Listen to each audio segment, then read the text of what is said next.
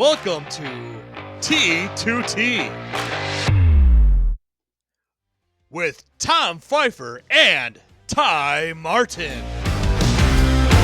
We're previewing the Houston Open, which starts actually tomorrow, March 27th. Good call on that one, Tom. Yeah, thanks. No problem. I can read dates, so that's the good thing. All right. Yeah. So looks like it's gonna be a pretty interesting tournament here. We already have. Sounds like Scotty and Scheffler and Rory are the favorites, but I mean, shocking on that one. I think Rory coming off the win at the Players and the Pebble Beach Pro-Am that kind of puts him into that part, but you can never really, chuck him off the list of not a favorite.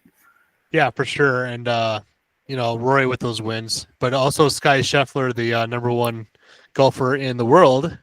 I mean, you can always back him up for a good, showing and finish as well. So I'm going to pick Scotty Scheffler right off the bat. If he's in a tournament, he's kind of like the Tiger Woods of new. He's going to definitely put up some really good numbers and be probably, competing for that number one spot at the end of the tournament on Sunday. So I'm just already going to say, check it. Scotty Scheffler is going to win this one. I don't know what I want to do on this one. If you're putting the screws to me right now and who I got to pick, I don't know if I can do that. Yeah. What about Scheffler? You want to put Scheffler? It didn't work so well for me last time, so I'm going to go with no. No, that's Scheffler, not Scheffler. Yeah, I'm aware. So a couple notable contenders: Tony Finau, Minwoo Lee is going to be also in there, and Aaron Ra. So those are the other three potential people to look out for as far as contenders for Sunday. And those are basically the bigger names of the list. Okay, so those five people. What about dark horses? Do you have any dark horses that you think of? Not really off the top of my head. I know this outing doesn't normally have a lot of the big powerhouse names that you see week in and week out.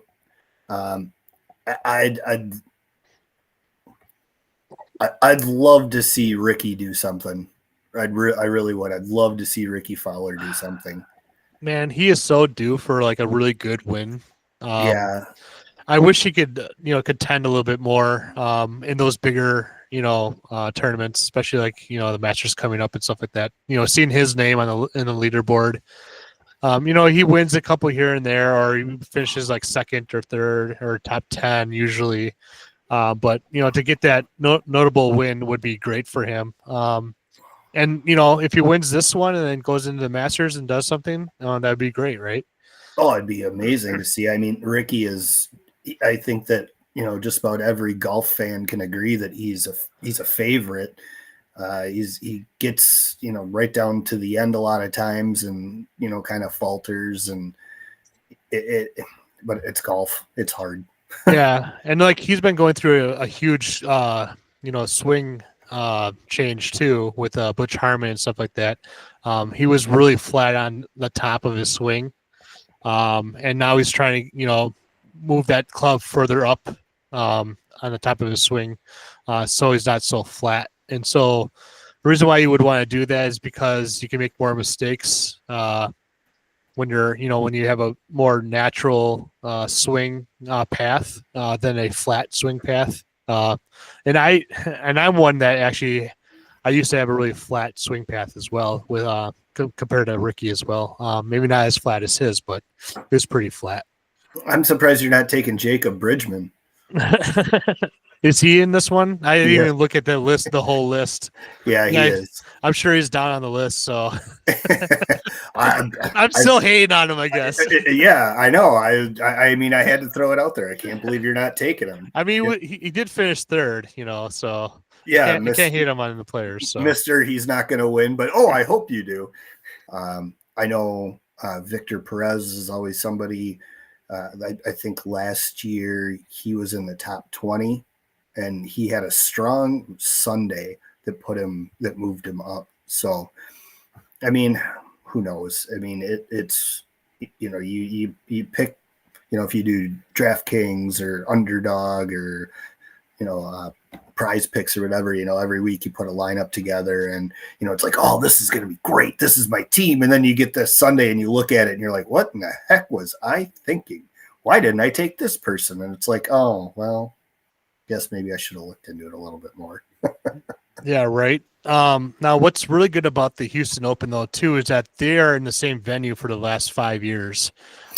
So if you played the course before, just like the Masters, you know the ins and outs of a golf course. And so some of these players that have been, doing really well, like you said, like a Victor Perez, Nick Dunlop has been finishing pretty well in the Houston Open as well. Top 15 in the last 2 years. So that's a name that you might want to look at for like a dark horse. And Tony Finau won it in 22. Yep. So Tony Finau would be a person that I would highly suggest thinking about if you are doing like, a fantasy golf league or something like that, which I used to be in. So I don't do it anymore. I just can't do it. I do. Fun, I've got one of them. I can't even. There's so many of them out there anymore. But FanDuel's what I normally do my players on. Well, okay. I don't even really do. I don't do much on FanDuel anymore. But that's just you got to pick your golfers for all 4 days. Where there's daily ones where you can pick the over unders and how many birdies and so forth. Yeah. For me, it was actually a golf league. So what you do is you pick like 6 of your players. And so it's like kind of like flighted. So you can only pick, it's probably just like FanDuel or whatever betting app you use. There's players in A, B, and C. Exactly. And you can only pick 2 in each one. Yeah, exactly. And then you're hoping that the bottom tier players actually make the cut, because then you make more points that way. Usually, the top flight, you usually get right. Usually that's the case. So you always want to pick that the best players on the bottom tiers to actually make you win the weekend. So yeah, correct. And it's I know I did that for a couple of years, but that was quite some time ago. I haven't really gotten back into it. There was a bunch of us local guys that all put together a quick little league, and there was no money on the line. It was basically just for bragging rights, and whoever won bought a round when everybody got together. So, oh, nice. Yeah, we usually just threw in 20, and then at the end of the season, whoever won most points usually got the pot, and it was nothing much. Yeah, it was a group of like 8 of us that just kind of rotated all the time golfing, who could play, who couldn't play. And, we'd all get together, and whoever won it bought a round or 2, and, bragging rights, so to speak. Kind of like you hit a hole in one and you got to buy a round. It should, or is it whoever's the lowest has to buy a round? Yeah, that's how it should be, right? That's what I always think. It's like, oh, you just hit the shot of a lifetime, and now I got to spend money on you guys. Right? I know. That doesn't make sense, right? Then here's another thing. So that what kind of drives me crazy a little bit is honors. So like when you birdie a hole, they make you go first. Like, what the hell? Like, you should be last so you can see all the other shots, especially if you're playing a par 3. It's like, well, I don't want to hit first. I don't know what the wind's doing. Like, yeah, that's actually a really good point that I guess I've never really thought of. But really, yeah, I mean, in tournaments, you're like, I just beat you on a hole, and now I have to go first. Like, that doesn't make sense. Like, I want to see. Show me the way. Exactly. I don't know. I just won the advantage on the last hole, and now I'm giving it right back to you. Yeah, exactly. Or like, hey, I just got a hole in one. Now I have to buy everyone a drink. Like, what the hell is this bullshit? Yeah. Well, thankfully for me, I have not had to buy a round for the clubhouse. Me either, because it's a simulated hole in one. It was simulator. Yep. So I just thought, when we were talking about that, it's like, you win a hole and you kind of go first. It's just kind of a weird feeling to me. You should be able to choose. Hey, if you want to go first, go first. But if you don't, you have to make the other guy go first. Then if you win the previous hole, something like that. Let's start a petition. Yeah, there you go. Let's start a petition. If you win the hole, you get to go last. You get the choice of where to go. Exactly, because maybe you want to show them up and say, "Hey, I'm going to hit that green," before you. Par threes, I think for sure. There's definitely an advantage of watching someone hit a shot first. Other than putting pressure on it if you stick it really close on the first shot. I mean, but what's the likelihood of that? Not very high. Well, maybe momentum. Yeah, maybe. I mean, you're just feeling good, so you want to hit off really, really quickly. Yeah. Yeah, I mean, you get up there first. I mean, say you're on a long par 5 and you just nail that one right down the center, and it just puts the pressure on the other people you're playing with that much more in a tournament setting. Yeah, I mean, that's true too. But it's just something that always stuck in my mind, just like the honors thing. Yeah, no, that's actually that's a really good talking point for us to maybe poll the audience over the next week or two and just kind of see what people think, and we can revisit it. Yeah, for sure. So getting back to the Houston Open just a little bit, notable winners. The first person to ever win was Byron Nelson in 1946. Who's that guy?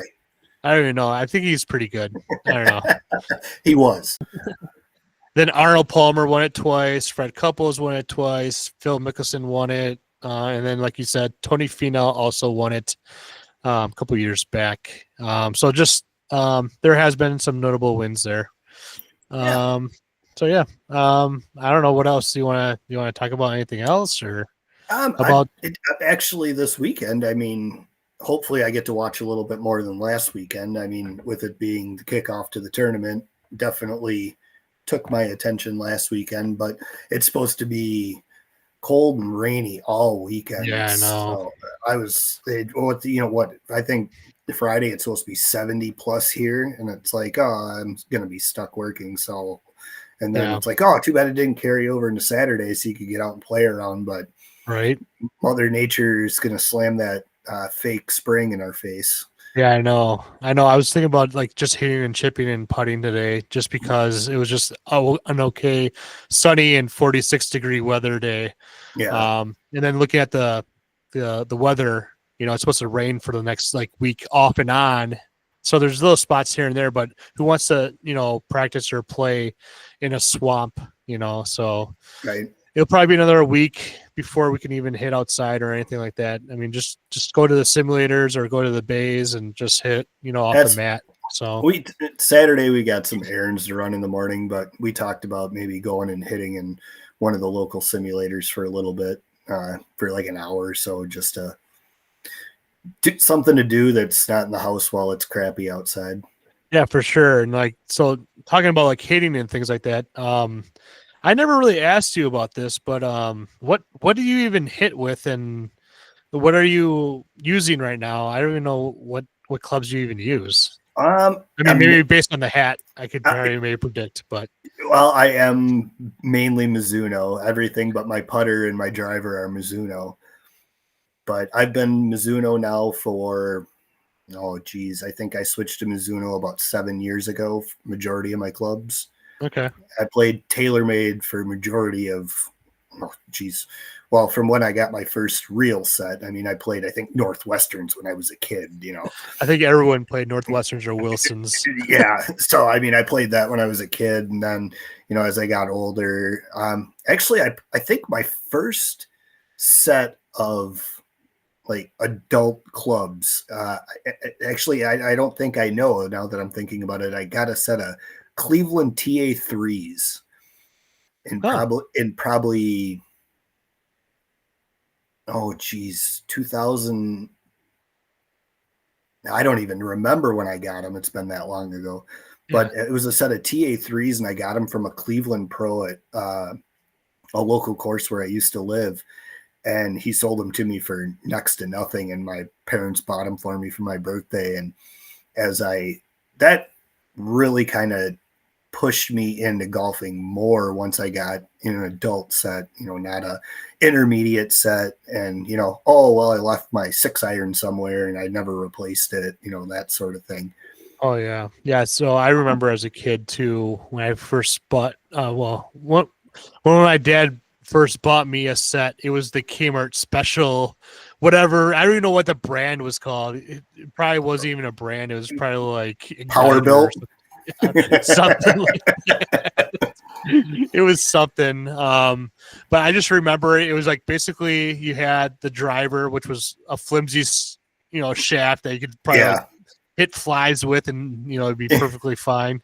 Yeah. And then you have like some other like random wood, like a 7-wood or 5-wood, but it just says wood on it. Yep. And then you had like a 5-iron, a 7-iron, and like a 9-iron or a pitching wedge, and then you had the putter, and then that's it.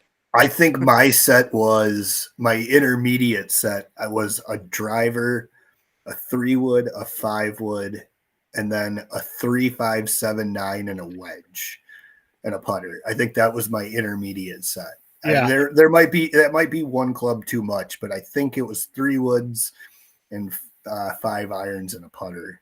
Yeah, and the thing is that why did they even throw in like a 3-iron? Like, are they just like saying like, "Hey, buddy, we know you're not going to hit this thing, but we're just going to give you this like 3-iron and good luck."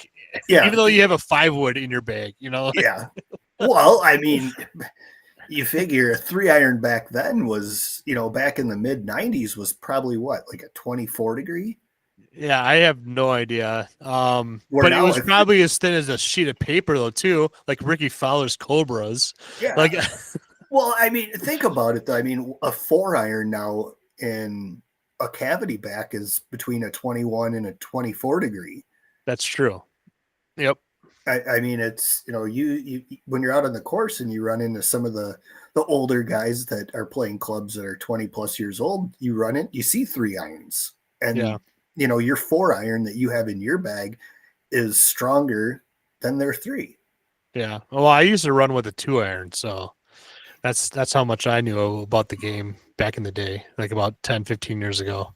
Yeah, well, I mean, that's a whole different, the game's changed so much. It's like when I switched over to Mizuno, I went with the MP18s, and I was previously playing the TaylorMade Speed Blades, and the 4-iron was considerably different. And when I got them, when I hit them in the simulator, I loved them. I'm like, wow, these things feel great. This is awesome. I didn't really pay attention to the numbers. I went outside and I hit them, and I'm like, why is my 4-iron not going anywhere? Yeah.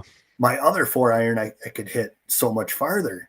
And I went into the local golf shop and I was like, hey, what is going on with this? And they're like, the lofts are so much weaker on the MP18s.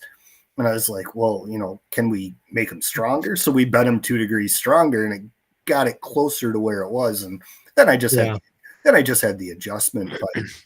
But since I switched to Mizuno, it had to be 2018, I think, is when I switched over to Mizuno, and I've had their irons ever since. I've had their the MP18s. Then I went to the 919 Hot Metal Pro. Then I had the 921 Hot Metal Pro. Now I'm on the 923 Hot Metal Pro. I really, really, really like that line. They swing really nice, really smooth, fits my swing versus a lot of the other clubs that I've hit. I looked at going into Titleist, but they felt good. They were great clubs. Can't say anything bad about them, but the Mizunos just felt that much, to me, that they just felt that much better. Yeah, so I've yet to like really hit a Mizuno, but I've heard that hitting Mizunos are like hitting like, a warm knife through butter. So it's like when you hit it in the sweet spot, you don't even feel it. So it's, I think that's true with a lot of clubs though. Yeah. When you hit that right on the button, right on the screws, it's what it's supposed to feel like, not hitting the ball at all. Is it? Because I have no idea then. What's wrong with my irons? No. They're Just they're not Mizunos. right. So, but no, again, my What buddy. kind of wedges do you play then, and like putter and stuff? For wedges, I've been playing the Mizuno T series for quite a few years now, and I'm on the T24s right now. I was gonna upgrade to the new line, but I just really, really like my T24s. I mean, Yeah. the last few years, it seems like I've been getting wedges every year just because you use them so much. But I'm really happy with them. I played before I got the T24s. I was playing the 22s, and I tried the Mizuno. I think it was the S23. Okay. Maybe it was the I don't know. ES23. I don't know. It was the 23 line, and it was more of a cavity back wedge, and I wasn't a fan. I really wasn't. I honestly, not a knock against Mizuno or anybody that plays them, but they were not. I was not a fan. Did they feel like clunky or something like that? Like when you were I guess hitting it? I guess that's kind of a good way to put it. Yeah, that's what I would figure it would be like. And I tried the Cleveland RTXs, and I really liked those. Those wedges are. I think if I were to leave what I'm playing now, that's probably what I would go to. Yeah. A good friend of ours, well, Matt, he's a big Strixon guy, and he plays the Cleveland wedges, and he loves them, and he can really work the ball with those wedges. And again, if I were to leave mine, it's probably the route that I would go. Mm-hmm. And then Go ahead. What about driver and stuff? Driver, I'm playing a Ping 425 LST. Okay. I actually got fitted for that one. It's the first club I ever got fitted for, and that was an experience to say the least. But bought it.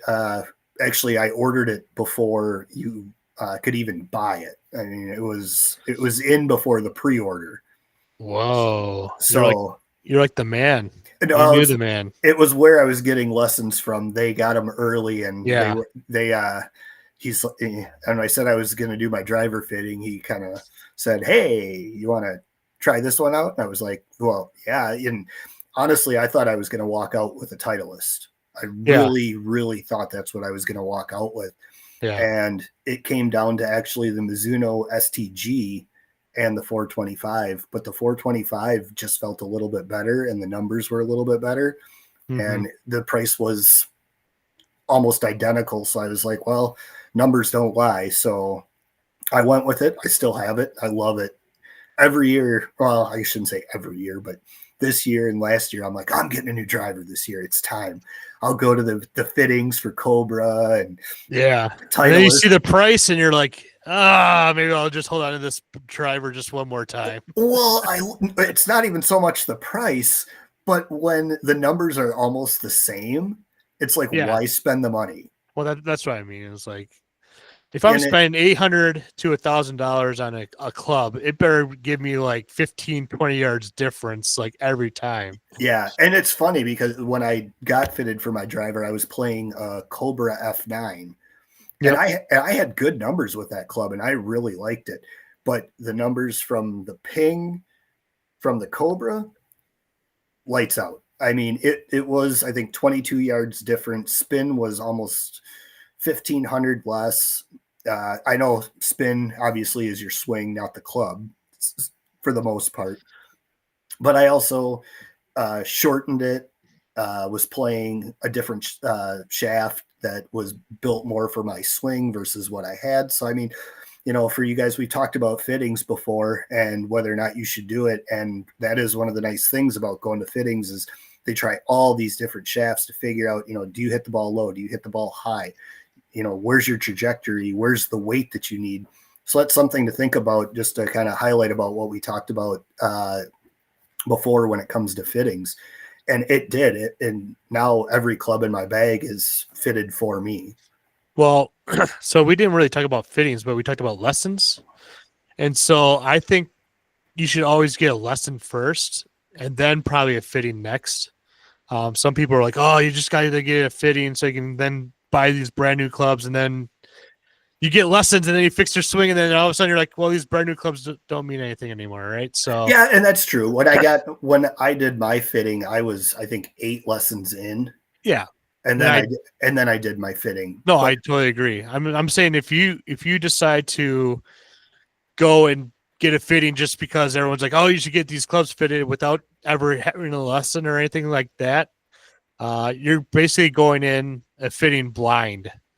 It's saying that it kind of scares me a little bit because the golf instructor or the fitter could just be like, oh yeah, your spin is this, and if you do this club, it's $100 more, but then it'll help with your spin. So here's another $400 club that you have to yeah, buy.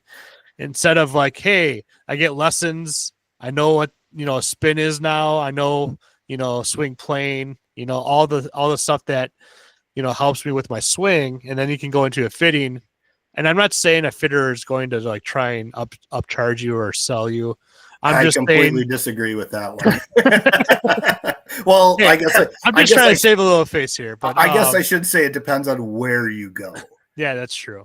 But I'm just saying, like, if you don't know what your swing is or even how to talk the lingo and you go into a fitting, it's like kind of you're going into you're going in blind. You're trusting that fitter to fit you perfectly for your swing, and sometimes that's a little scary. That scares me. But at So the same time, though, if it's somebody that say is an avid golfer, plays twice a month, I mean, I don't even know if you would qualify that as an avid golfer. I would say an avid golfer would probably be once or twice a week.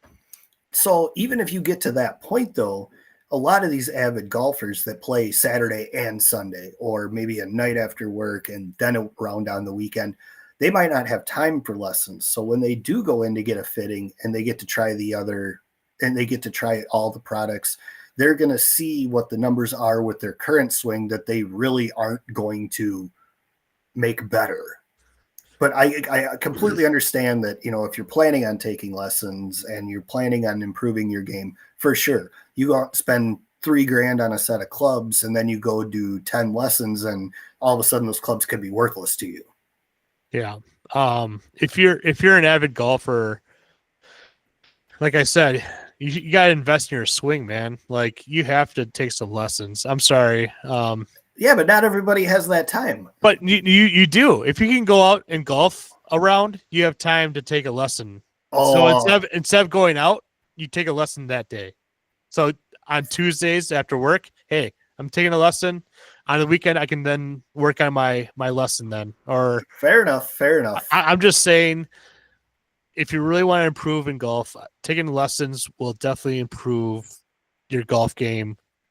I'm not saying right away, but the investment will show over time, especially when you learn your swing and some of the methodology with that swing on the golf course. When you start hitting it sideways, you can almost fix it halfway through the round based on your knowledge of your swing.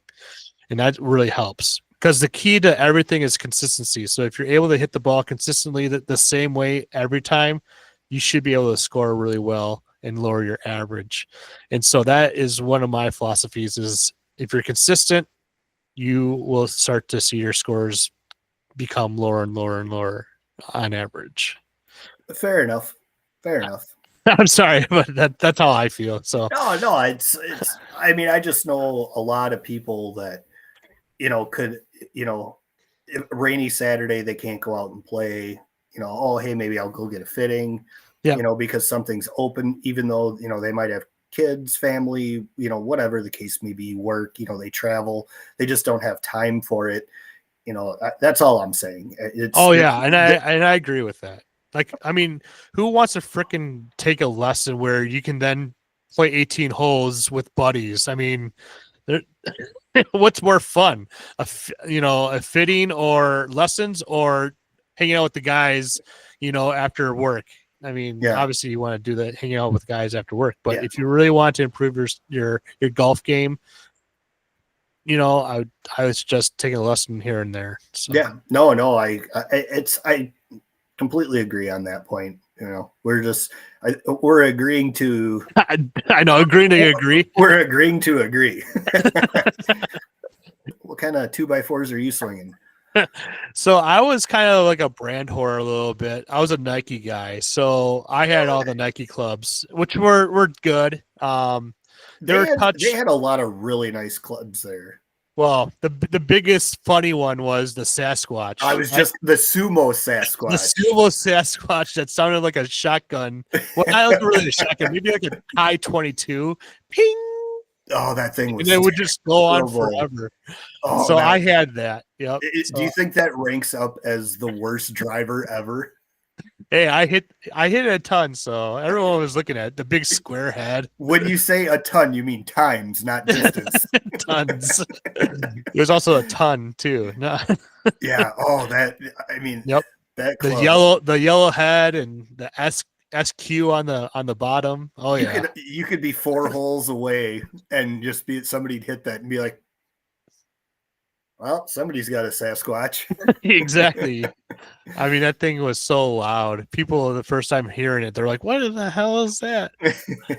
So I played that for like a year, and then it actually did kind of suck. It didn't give me the numbers that I wanted, so I switched over to Nike Culvert. The Culverts. So I started playing the Nike Culverts. I got the slingshot irons, so I got those, the Nike slingshots with the huge cavity back. I actually played with them pretty decent. Then I went to the Victory Red Forge set, the pro set, with the what driver did I use then? And then everything matched. I think I still did the Culvert too. And then I slowly changed over after Nike kind of left the game of golf. I did tailor-made stuff like the Sim 2. Now I'm playing with the Stealth, and then the 3-wood Stealth. And then I actually changed over. I actually have a Cobra now. So I know LDS 3-wood now. And then now I have the Stealth 5-wood. That's what it was. Yep. So what do you think of the LDX? Dude, I hit pretty good, man. That low spin, I hit pretty well. I know a lot of people that are playing the Cobra LDX, and they really, really like it. Lindsay's got the LDX driver, and she's really starting to belt that one. Yeah, so our golf group partnered up with Maple Hill a couple of times. So you know those guys a little bit, right? Nope, don't know Bob at all. Bob? What? Kitchen? Yeah, who's Bob? Yeah. So, what about Bob? Yeah, so I bet he's never heard that in his life. Yeah, right. Or throw the kitchen sink with it. No. But so we partnered up with them a couple times, and so I talked to the like one of the professional fitters, you know, and we just talked back and forth about 3-woods because I've been on the fence for a while because I really suck at hitting my 3-wood, 5-wood. But the last 2 years I've been just striping them. I just figured out, hey, the slower the swing, the better contact I get. For some reason, when I have that 3-wood or 5-wood in my hand, I always want to swing as hard as I can because I always feel like it's not going to go that far. But you know, sure's stuff. No, you can say it. Sure shit. When you swing slower, it actually goes that far. You know, like it's like the laws of physics stop when it comes to golf clubs. I remember when I bought my 3-wood from Bob. I bought the Mizuno STX, and he's like, "Hey, I got something in store for you." And I told him, you know, stiff shaft, whatever. Told him what was in my driver, and he ended up sending me the Tour Spec black shaft in it. And it's nice. I mean, it's stiff, but it is like borderline extra Tour. And I got it, and I could not hit that to save my life. I jumped on Facebook and I messaged Bob, and I'm like, "Bob, you sold me the biggest piece of crap ever." And he's like, "Nah, what are you doing?" And I said, "I just can't hit it. Like I'm slicing it really bad, or everything is wrong." And he's like, "All right, I need you to make an adjustment on it." And I'm like, "Okay." And he goes, "I need you to turn it to the upright position." And I'm like, "All right, whatever." And he's like, "Where do you put the ball in your stance?" And I told him it was a little bit on, you know, back of my left foot. And he goes, "Move it more towards your front foot, like a driver's like stance." exactly. And I'm like, okay, I'm like, fine, whatever, and so I make the adjustments, and I was running late that day, and for the first round after I made the adjustment, I didn't have time to go to the range, and a couple holes go by, and I'm like, all right, here we go. I got to try this. So I move the ball up in my stance a little bit, and obviously it's in upright position, and I hit that thing. It was perfect. Here, just straight as can be, and it just went. But I mean, I'm not saying that my swing wasn't, a faulty part of it, but I could not hit that. yeah, So, and I've talked to quite a few of the people over there at Maple Hill, just about, settings on clubs and whatnot. And they're really knowledgeable. oh yeah, I do believe last year they broke the top 100 for fitters. yep, they did. And we've sent a lot of people to them, and yeah, we're plugging you, Maple Hill, if you're listening. Yeah, sponsor us, right? Yeah, we're helping you, but no, they are great. They are phenomenal. They are. And they if they mess up, but which is very very rarely, or if at all, they replace it or make it right, like as soon as possible. Like their customer service is top notch. Oh, it's beyond top notch. It's crazy. It's probably the best I've had with a mail order company as far as getting clubs. I mean, they are. I mean, they answer everything promptly. It's a great place. Yeah. So. Yep. And they were at the Chicago Golf Show, and that's who I talked to. So, I talked to Richard, and then he's like, "Yeah, dude, just the best deal is the LDX, or the LDX, the Cobra LDX. It was $110. Mm-hmm. Stiff shaft, everything I needed, 3-wood. I'm like, perfect, that's mine. Yeah. I'm sorry, I take that back. Lindsay's actually playing the Rad Speed. Okay. Yep. The women's Rad Speed, but I've got Matt from Coldwater. He was playing the LDX. I've got quite a few buddies locally that are playing the LDX. Jenny from the golf group. She's that won the driver at the outing last year. Yep. Yeah. I wanted that driver too. I know you did. Everybody wanted that driver. I know. Everyone was like staying longer during the scramble. After the scramble, I mean, they're like, "All right, raffle time." What? Yeah. But well, and then Lindsay decided. Awesome. And then Lindsay decided to clean up the rest of the. Raffles. Yeah. Well, I mean, that's what happens. You win big. Especially when you go to our scrambles. Well, wasn't it? Well, our first scramble that we had at Washington County, where there was one group of 4 that won almost every raffle prize. Dude, the group at Bergamot, when we had our scramble, won like every single raffle too. And I mixed those raffle tickets up pretty well. Yeah, but when you tape them to your hand, it doesn't matter. Well, when I put in the ice bath, and so I know the cold tickets to pick from, But they also spent like over $200 in raffle tickets. Oh, they told me, they're like, dude, like we spent over $200. We better win something. They spent a ton of money at the PGA Hope outing. They spent a lot of money, and it was charity. So I mean, I understand. I would too. So we do the PGA Hope and we do the PGA Junior Foundation. So I mean, it's a win-win for everyone. June 29th. So if you're listening to this, if you guys want to get a group together. Yeah, Washington County Golf Course. Men, women, who cares? Just get a foursome and let's go. And it's going to be a combined PGA Junior and the Hope program. So the PGA Hope. So it's a good cause. June 29th, 8 a.m. shotgun start. Yep, 8 a.m. shotgun start. Washington County again. They're working with us. That's why it's kind of an earlier shotgun start, is because I compromised with them. I'm like, hey, give me a weekend. And so they're like, yes, we can, but you have to do it early because we want, obviously public to be able to tee off because in the afternoon, because I mean, that course is ridiculous. I mean, if you guys have never been to Washington County, it's probably, it's top 100, probably, well, for sure, top 10 in the state.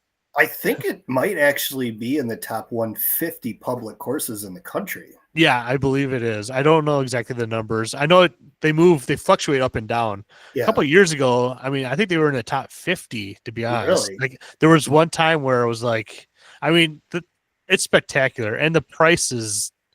Yeah, I'm not saying it's dirt cheap, but I mean, it's under a hundred. for that It's type under of course, $100. yeah, it's under $100 on the weekends and almost 100 below $50 on the weekdays. Almost, Yeah, it's like 65 or something, $60 with cart.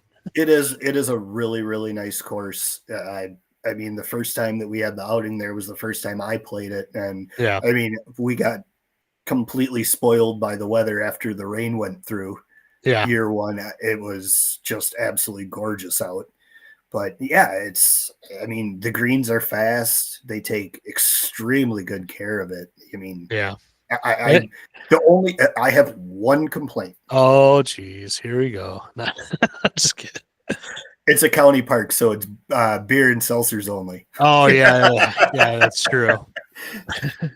Yep. Yep. And There's beer and seltzers only. Yep. I know there's that's no hard alcohol on it. yeah. Of course. So if you're listening and you're planning on playing, there's no captains, no vodka and Red Bulls. So be prepared for that one. I know the first year there were quite a few people who have never played it. They were like, What the hell? Yeah, I know. I remember that. it's like, I can't even get a Bloody Mary. And it's like, well, it comes in a can. It's not the same, but Yeah. you can still get it. So I can't get an Arnold Palmer. yeah. or Jack and Coke or whatever, and it's like, no, it's in the can though. See, it's in the can. Right. It's right here. Just here, It's $5. not good. $5. Give me $5. Just drink it. But yeah, I mean, they're constantly improving too. I think they've improved a couple of tee boxes here and there the last couple of years. It's hard to imagine they have to improve anything because when you're that good, yeah, you have to be better. And there's quite a few tough holes on that course that you'll be standing on the tee box looking at it going, oh wow, this is nothing.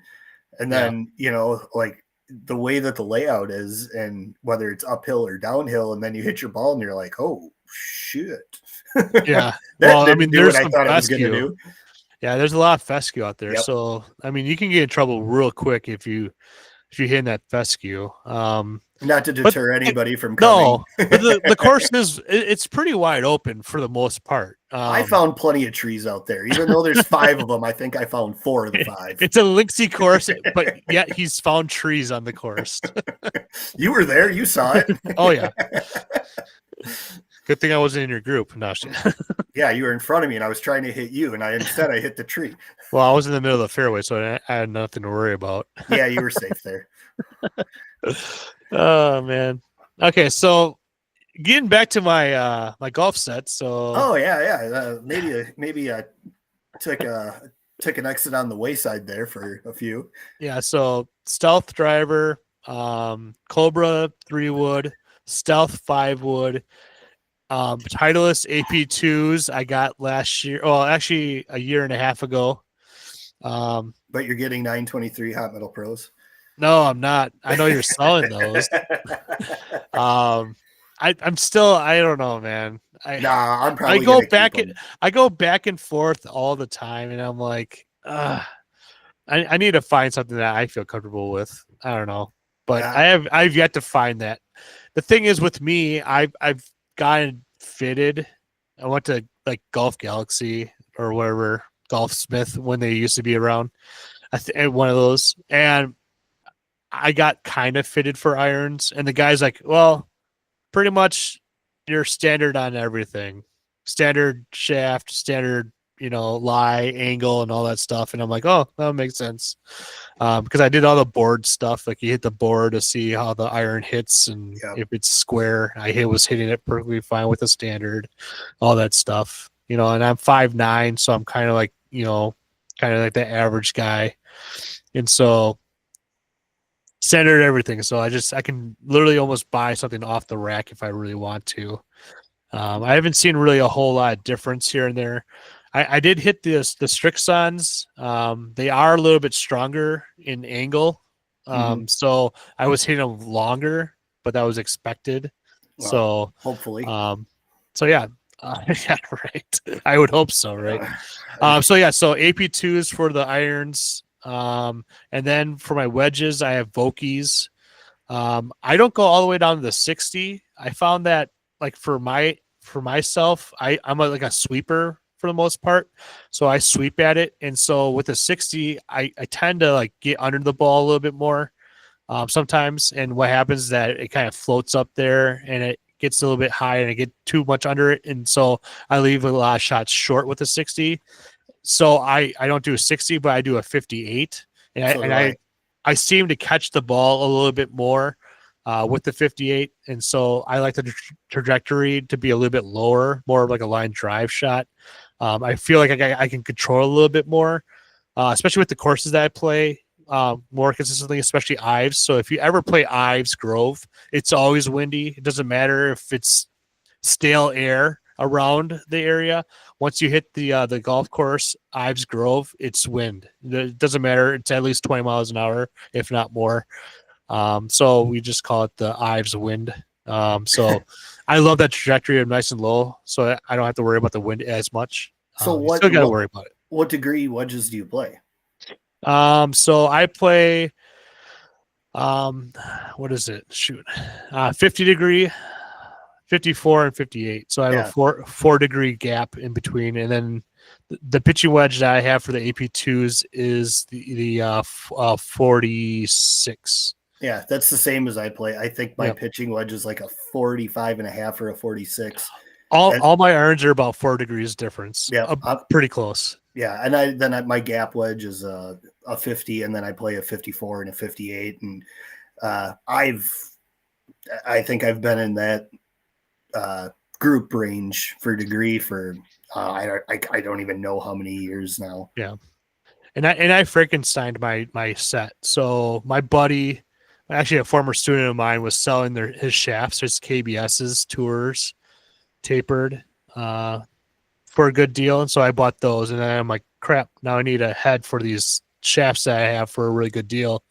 And so I went online, found that the AP2s, and these are black, so AP2 blacks, were another good deal. And so I bought the heads and put them together. And this is what a pretty good hack if you ever, get irons from, online or anything like that. Go to like the Superstore or like your PGA professional and have them test the lie and angle of each club.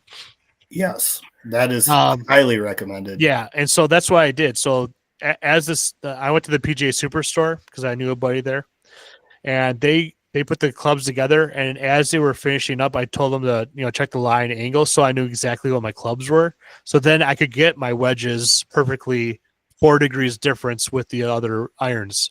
Mm-hmm. Now, if the irons were more like 2 degrees difference or 3 or 5 degrees difference, then I would have gotten my wedges pretty much the same as well, because I want it all uniform. Because what's the goal in golf? Consistency. So if I had all my clubs consistent, and I think that's why Bryson DeChambeau has the shaft lengths exactly the same, is so that he can be consistent on his swing, right? Kind of makes sense, but what doesn't make sense is I don't know why he doesn't have the different lengths, especially for wedges. It kind of messed me up. But anyways, I digress.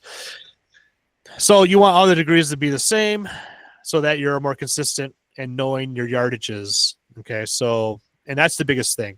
When you're in that scoring zone of 100 yards and in, you want to know exactly what your irons, especially your wedges, do, how far they go, how do they react, how much spin you can put on it, things like that, so that when you're in that 100 yards and in, you can be like, oh, that's my 58 degree. Oh, that's my 54 degree. And it's a half swing or a full swing, and you should be able to hit that green then. And then you 2-putt, and then you get a par. And it's that easy, guys. Yeah, it's that easy. Yeah, it takes all the thinking out of it. Yeah, I'm sure quite a few people that we golf with or that could be listening are going, yeah, Tom, it's that easy. And they're probably calling you all sorts of names right now. So the problem was, I got these clubs brand new. Well, brand new to me, 2 years, about a year and a half ago. So I had wedges. I had a 60, 56, and a 52, right? So they were all 4 degrees difference, but in the wrong way. Okay. Yeah, because you had a huge gap between your pitching wedge and your 52. If you weren't playing a gap wedge. Exactly. So what happened was I got these irons, the AP2s. Then I found out the gaps. So then I got a 58, a 54, and a 50, right? Well, my wedges were different degrees, right? So I was still kind of playing my 58 and all that the same way I was playing my 60 and all that, right? So I was off last year with my wedges. I would hit them way too long or way too short, depending on where I was. So I struggled a lot. I still struggle a lot. I still struggle a little bit with my wedges. Right, still, I still have to dial them in. But again, you have to figure those things out before you start really playing, especially if you want to be in the tournaments. Because if you're not hitting greens, you're not going to be scoring. So yeah, well, and you're right with that. I mean, there's times where I'll be like, oh, this is my 54, but I'll go grab the 50 and take a 3/4 swing with it because I take into consideration where's the pin, what's the wind doing, what's my lie like, am I in the rough, am I in the fairway, is it thin, is it and that's just one of the things over the years that I've really tried to work on instead of just being like, oh, I'm 100 yards out, it's this club, or I'm 170 yards out, it's this club. Well, what if we just club up a little bit and take less of a swing? Yeah, and what's crazy too is that like my pitching wedge. So an easy pitching wedge for me is 100 yards, almost perfectly 100 yards. Now, I'm talking about an easy swing. I'm not talking about like a full, let's go after it. If I went, after my pitching wedge, I'd probably hit like 100, 125. 120 or 125 if I went after it, right? But when I'm at the 100-yard mark, I'm like, you know what? Nice smooth pitching wedge, boom. If there's a little wind to my face, then I'm like, okay, I have to kind of hit this the full pitching wedge. It varies, but I know those yardages perfectly. So I'm usually in that 100 yards. Like I'm right there with you. That's actually one of the shots, not last year, but the year before that I really worked on was that nice, easy pitching wedge. My pitching wedge is my 130 club. Yeah. But when I get that 100, 110, I found myself over swinging with other clubs and just having a whole ton of failure. And I'm like, all right, I'm done with this. I have to figure out what I'm doing wrong. And I've got to get that 100 to 110 dialed in and that nice little easy pitching wedge swing. And it does exactly what I want it to. I mean, I obviously I can't get the spin that I want out of it, but if I can, get on that green in regulation with that shot and 2-putt for par and make it as easy as you say it is, but that's definitely one shot that really helped me improve my scoring over last year. So there's a golf guy, philosopher in golf. His name is John Sherman. He has a book called The Fundamentals of Golf, and he also has a podcast. I won't say it because then everyone's going to listen to it instead of ours. Yeah, you got to listen to us. What are you doing, Tom? The podcast is called Sweet Spot. Okay, God. All right. Jeez, can't tell you we tell you anything. You're just going to turn around and repeat it. This guy is amazing. So he brings statistics into the game of golf with some philosophy in mind, so expectations and things like that. I highly recommend reading his book. It's great. It's phenomenal. But he says that like 80% of all amateur golfers hit to the green short, almost 80% of the time. So you always want to bring an extra club. So if you're thinking pitching wedge, you should be actually hitting a 9-iron. If you're thinking 9-iron, you should be hitting an 8-iron. And it should be that nice, easy swing, like you said. And he said that you'd be surprised how many times you're actually long into a green. It's usually about 5% of the time. So I dare you guys, whoever is listening to us, the 2 people that are moms, listen to us. I dare you to actually try and hit over the green once in a while. And I'm saying no shanks over the green.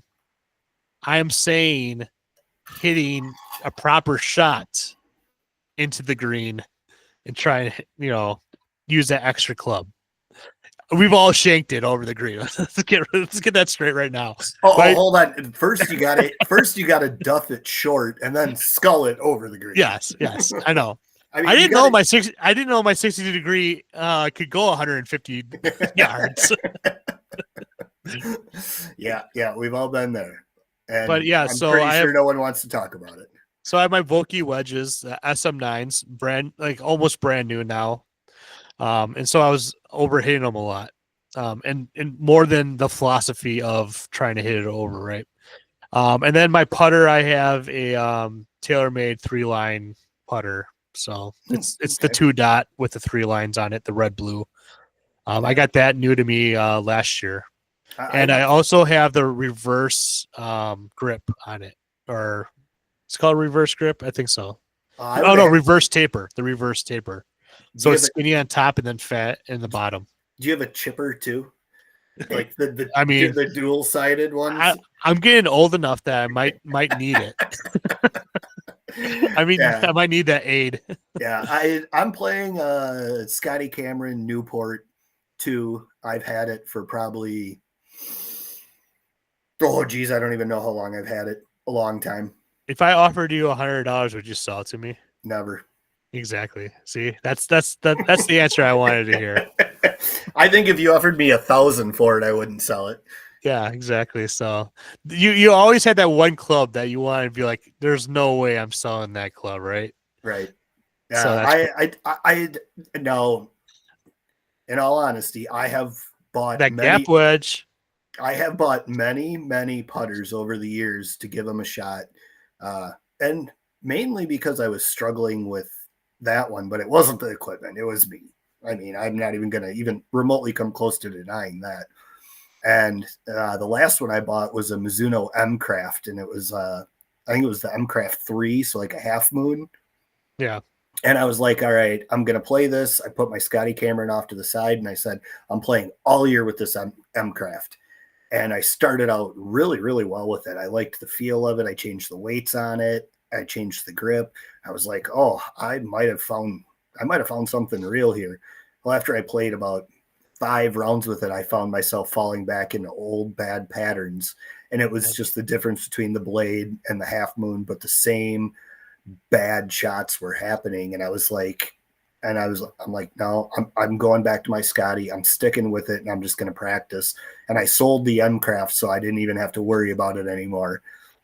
I was like, I'm going to run with the Scotty, and I'm not looking back. And I really started doing more with putting drills, and there's no way I would get rid of that club. Yeah. I have my Stealth driver, Cobra 3 wood, Stealth 5 wood, AP2 irons, Vokey wedges, and then my TaylorMade triple line putter. Yeah, that's a pretty nice setup for a mediocre golfer like yourself. I mean, I tend to believe that I'm a little bit better than mediocre, but yeah. I gotta poke just a little bit. But, I mean, I don't blame you. I mean, sometimes I am mediocre. Me too. We'll just go with that. But yeah, and then to recap mine, I've got the 425 ping driver, Mizuno 3-wood and hybrid. I do not play a 5-wood. We can talk about that next time if you want.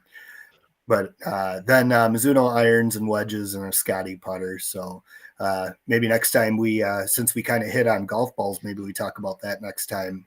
The putting aids, just 2, 3, 4, and 5-piece golf balls. And I have a tidbit on the TP5, but I want to make sure that I want to take a look and make sure that I'm 100% right.